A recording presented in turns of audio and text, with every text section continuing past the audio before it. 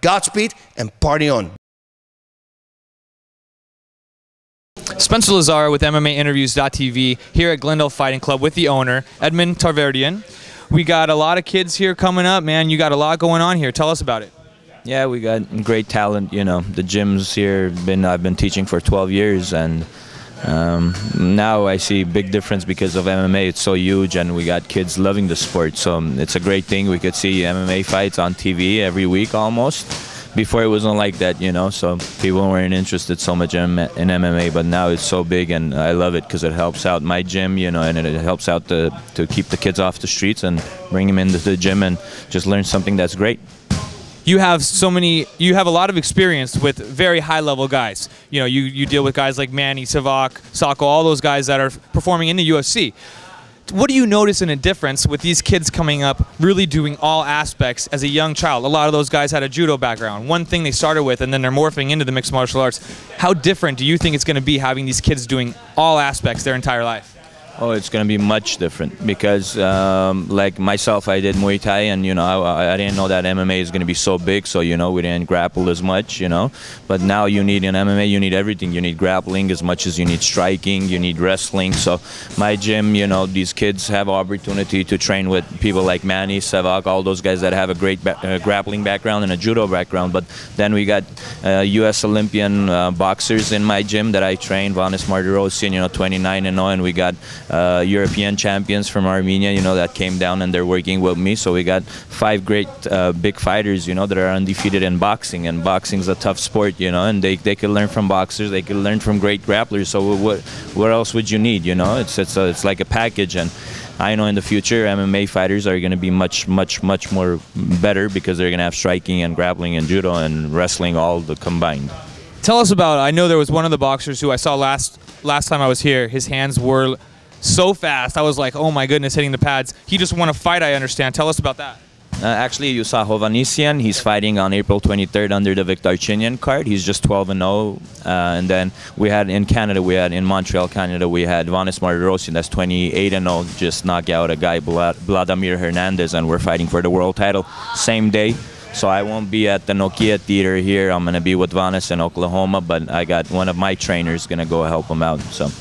But they're all good fighters, and these kids, it's great because the kids like actually mess around with them, spar with them sometimes lightly, and they just sit down and watch and learn from them. You know, it's if you see something every day when you're growing up, you're gonna learn eventually. You know, so when their guys are doing mitt work or sparring or whatever, they just sit down and watch, and I could see them, they love it and they learn from that.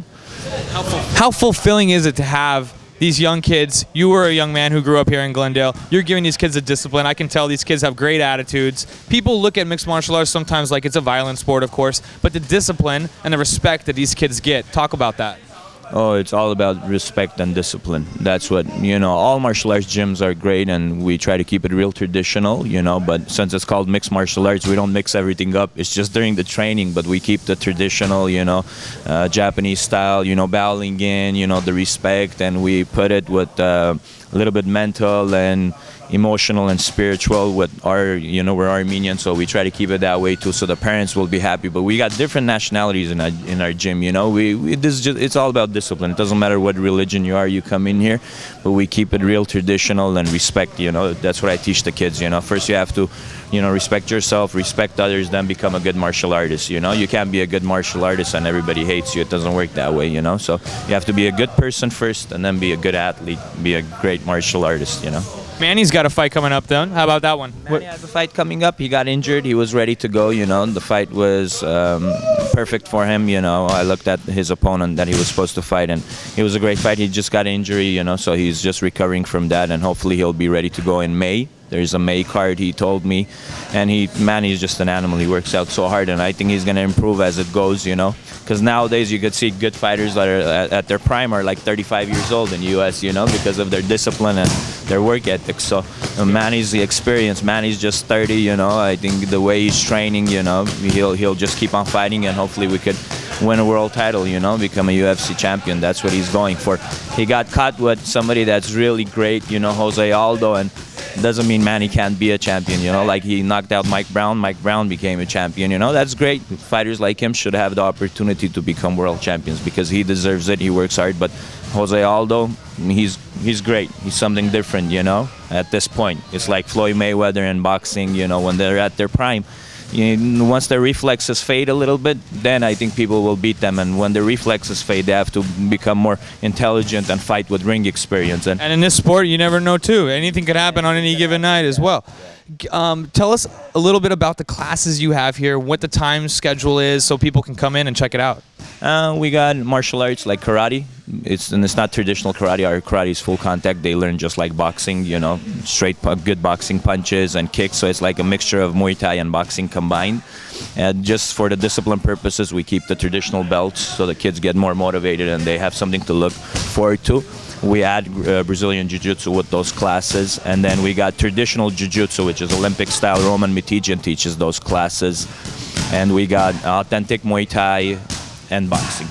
So it's basically, we have a combination of everything that in the future, if you want to do MMA, you're ready to go. So the kids that want to compete and they do competition more, they're here 6 days a week. They do, let's say, 2-3 days a week of striking and 2-3 days a week of MMA classes and grappling. So it works out perfect for them. Okay. I'm sure that if you come into Glendale Fighting Club, Edmond will be happy to give you or your kids a free class to check it out. And hopefully you love it and join up.